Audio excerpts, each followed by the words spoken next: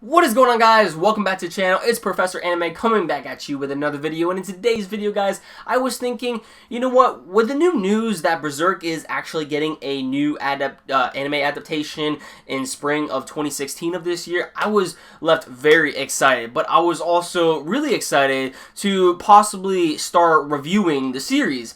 Now, I have read volumes 1 through 13 all the way up, so I pretty much read the entirety of the Golden Age arc.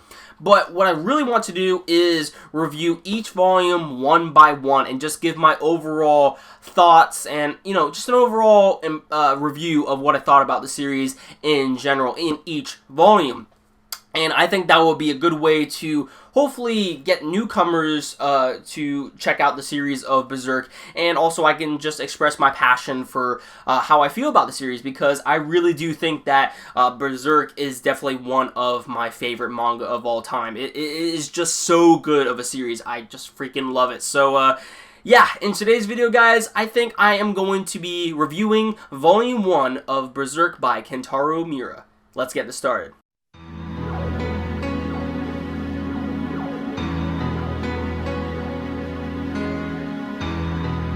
So before I actually get into this review, let me just say that if you are planning to get into the series Berserk, then just be prepared on what exactly you are going to come across while getting into this series, because this is a very dark series, and I mean very dark. It's not just blood and gore that is disturbing. There are other things in this manga that are disturbing and can probably easily turn you away at first when you read this manga.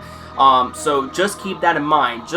You know, I wouldn't really recommend anyone who is below the age of 18 to read this manga, or if anything, check out the anime. I would, you know, probably hold off on that until you are mature enough. But if you are a mature enough person to handle this type of stuff, you know, don't listen to me, just go read this now. So what exactly is Berserk about? Berserk is a story that is set in a medieval, European-inspired dark fantasy type of world that tells the story of two individuals. One named Guts, who is this guy right here, otherwise known as the Black Swordsman, and also another man going by the name of Griffith. More on him later, but he does play an important role in the series, so don't wipe him from your memory. He will become a major focal point in the coming volumes, but right now we're just focusing on Guts' story. So now with that out of the way, let's talk about Guts. Guts comes off as a very interesting character in the first volume of the Berserk series, because this is where we really get to see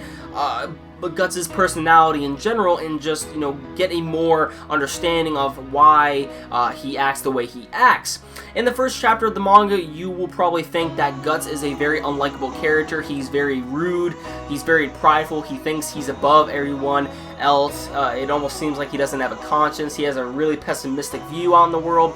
But really deep down inside, as you read the remaining chapters in this manga, there are 3 chapters in total to the first volume, it seems that really there's more to Guts than meets the eye, as it seems like he only acts this way because of probably certain events that have happened in the past, really. And, you know, really deep down inside, he really does genuinely care for people. It's just that whenever he gets involved with someone, there are consequences. What really makes Guts stand out as a character is not only that big sword that he has on his back that resembles Cloud's sword from Final Fantasy VII, but also the brand that is literally carved into his neck. In the first beginning of the manga, the first few chapters, it's very subtle on how in-depth they go on what exactly the brand is about and how it actually got onto Guts. More will be explained on that, obviously, in the coming volumes of Berserk. But from what they give out on the brand is that the brand is used to summon demons. Now, why does Guts have this? I'm not gonna say, because then I would be giving spoilers away. Berserk takes a unique spin on what exactly is good and what exactly is evil, as pretty much each character in this series that you will come across is broken in their own way, and they will do anything they will in order to survive. It is a very dark and gritty series, and pretty much no one is right in their actions. Now, what I love about Berserk is its art style. The art style is just done fantastic. Kentaro Miura really does a very wonderful job at pretty much everything that he draws in this manga. Obviously, you know, the backgrounds and stuff like that are done by his assistants most likely, but when it comes to him in general and how he draws his characters and the way he panels things and how everything flows, like, it just makes the scenes in the manga that you will come across very, very satisfying, especially the action scenes. And when you read the volumes of Berserk, you're probably going to read them like that. They are very quick reads, very quick. I mean, some manga, it takes for me to like look at a couple of things because maybe I didn't understand dialogue, maybe I was trying to understand some of the things that was happening in the panel, but like how Kentaro Miura handles things, everything is just very quick. Like, he has a very unique way on paneling what he wants to show to the viewer and what exactly he is trying to give out. And you can really tell that, you know, all the dark stuff in the series, like fear, sadness, anger, all of this stuff, it really seems like Kentaro Miura is actually, you know, putting his emotions in this manga, and that's what makes the manga much more enjoyable to read.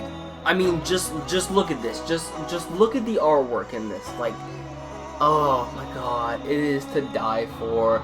Like, Berserk's artwork literally, it's on par with Vagabond. It really is. Vagabond has more detailed artwork, but when it comes to Berserk, you can't go wrong with Berserk. Now, I could talk about Berserk all day and really dive into the nitty-gritty of all the story elements that are introduced, at least in the first volume of Berserk, but I'm not going to do that in this video because if you guys haven't checked out Berserk already, then I will be giving spoilers away, and I really do not want to do that. I really just want everybody to experience this series for themselves.